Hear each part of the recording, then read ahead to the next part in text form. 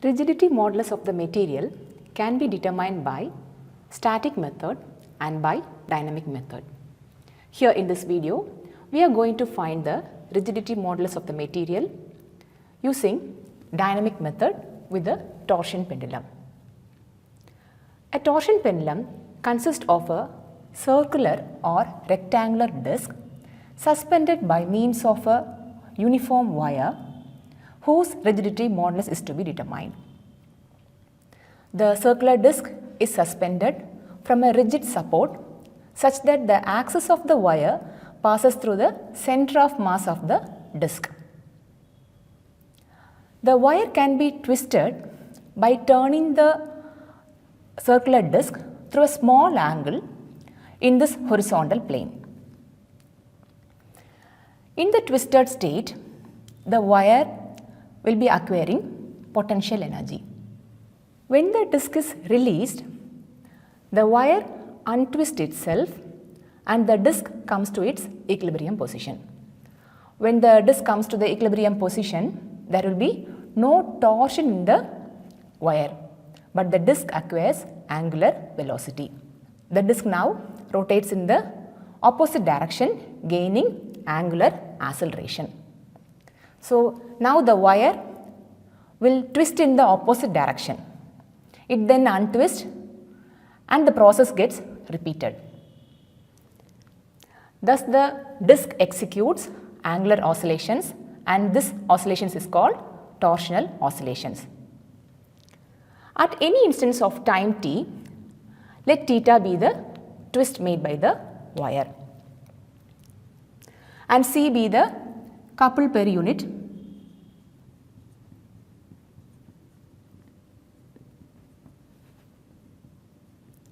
twist of the wire.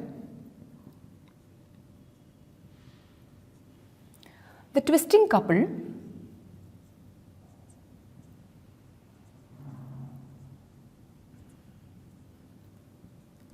is equal to c theta. Work done for a small twist d theta is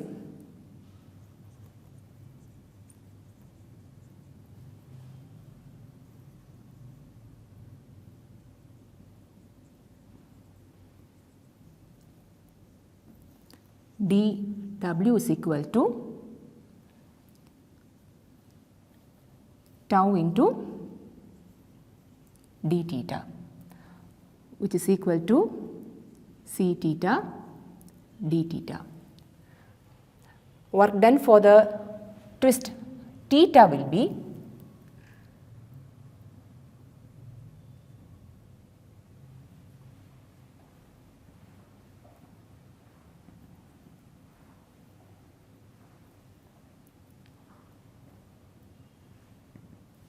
W equal to 0 to theta c theta d theta, which is equal to half c theta square. This work done is stored as potential energy of the wire. This potential energy is converted to kinetic energy of the rotating disc. And so the kinetic energy of the rotating disc is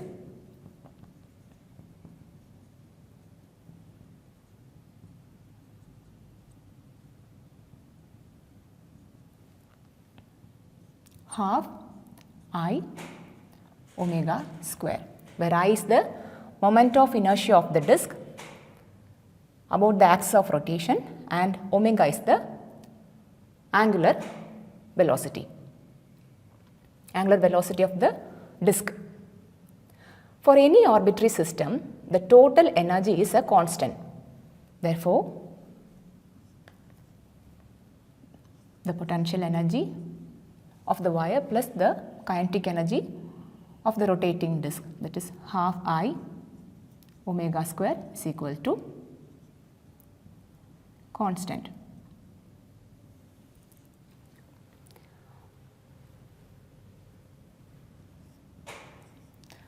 We are now going to differentiate this equation with respect to time t.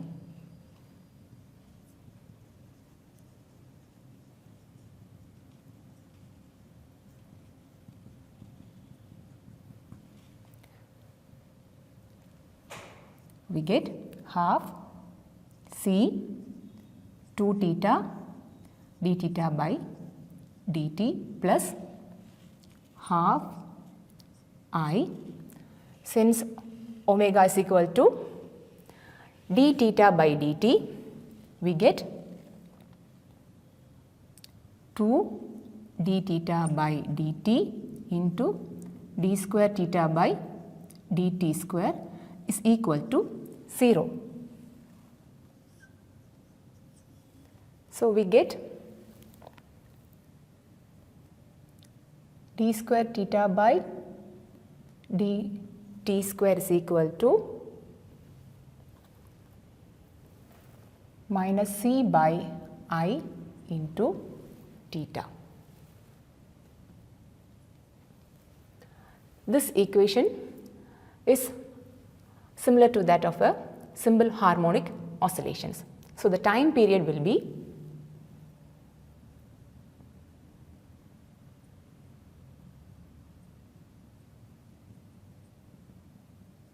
time period of oscillations t is equal to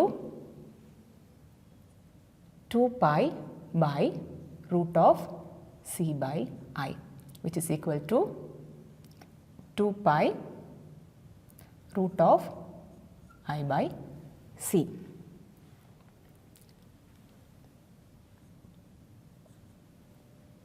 In the last video, we found out the couple per unit twist of the wire C. So, we know C is equal to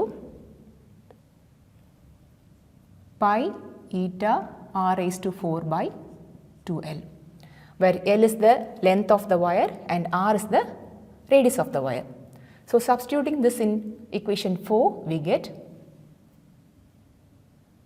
time period of oscillation t is equal to 2 pi root of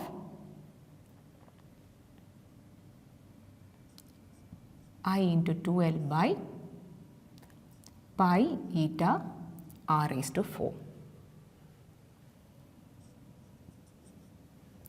Squaring this equation 5 and rearranging, we can find the rigidity modulus of the material eta. So, squaring and rearranging equation 5, we get eta is equal to 8 pi I by r raised to 4 into L by t square.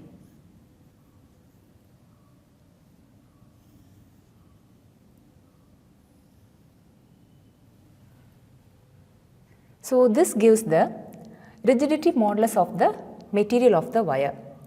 So, in this way, we can find the expression for the rigidity modulus of the wire. Thank you.